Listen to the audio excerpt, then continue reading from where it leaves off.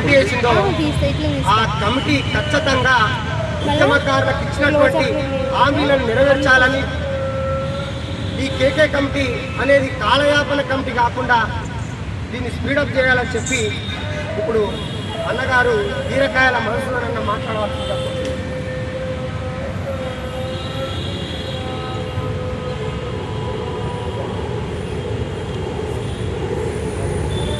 ఈరోజు ఆచార్య పుట్టపల్లి జయశంకర్ వారి వర్ధంతి సందర్భంగా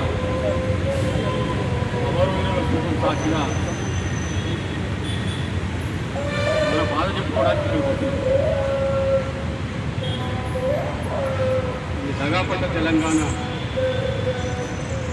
ఎన్ని రోజులు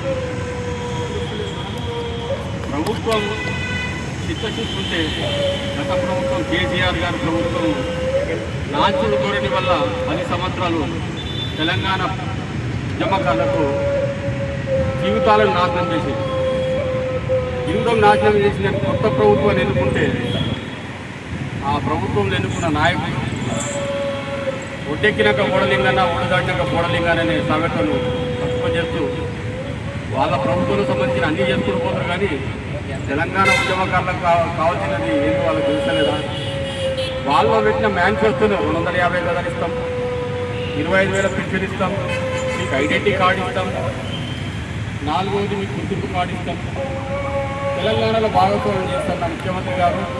అయ్యా మీరు వినాలే ఈ విషయాలు. ఎందుకంటే ఇక్కడ అందరికీ సుమారు 50 సంవత్సరాలు దాటి 65లో పడుతున్నారు. ఇంకా ఎంతోమంది ఇప్పటికీ అమరులైన వాళ్ళు కాకుండా ఈ మధ్యకాలంలో చాలామంది చనిపోయినారు. వాళ్ళు ఎందుకు చనిపోయినారో దానికి కారణం కూడా ప్రభుత్వ హత్యలని నేను చెప్తున్నాం. దానికి కూడా మూల కారణం మీరే అవుతారు. ప్రతి ఒక్కరు ఆలోచిస్తున్నారు ఇంకెన్ని రోజులు మా ఈ ఆశ గోసాని, ఈ గోస వల్ల వాళ్ళు ఆవేదన చెంది హార్ట్ అటాకులు రావడం, చనిపోవడం జరుగుతుంది. వారి కుటుంబాలను కూడా ఆదుకోవాల్సిన బాధ్యత ఉంటుంది. దయచేసి తెలంగాణ పదం వాడుకునే వాళ్ళు ఎవరైనా, ఆల్ రాజకీయ పార్టీలు ఈరోజు తెలంగాణ పదం వాడతలేదు ఎక్కడ కూడా. ఎందుకంటే వాళ్ళ ఓట్లు ఎవరు వేస్తారనుకుంటారో, తెలంగాణ వచ్చింది కాబట్టి వాళ్ళు ముఖ్యమంత్రి కాగలిగారు. రేవంత్ రెడ్డి గారు ఇంతకుముందు కేసీఆర్ గారు కూడా ముఖ్యమంత్రి కాగలరు. తెలంగాణ అనే పదం లేకుంటే, తెలంగాణ రాష్ట్రం రాకుంటే వాళ్ళ జీవితాలు ఎక్కడుంటాయి వాళ్ళు తెలుసుకోవాలి. ఇంకొక విషయం, ఇప్పుడైతే కనీసం కనువిప్పు చేసుకుంటే కనీసం ఇప్పటికైనా తెలంగాణ ఉద్యమకారులను గుర్తించండి. ఆ కేకే కమిటీ కాలయాపన కమిటీ కాకుండా మాకు దాన్ని కటాఫ్ డేట్ పెట్టండి. తొందరగా సరి అయిన విధంగా ఎవరైతే నిజమైన ఉద్యమకారులో వాళ్లకు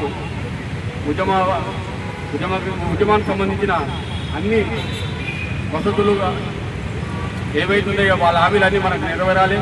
ఇంకో విషయం, ఇందులో ఎన్నో బోగస్ సంఘాలని, ఆ సంఘాలను తరిమి కొట్టాల్సిన సమయం కూడా ఆసనమైంది.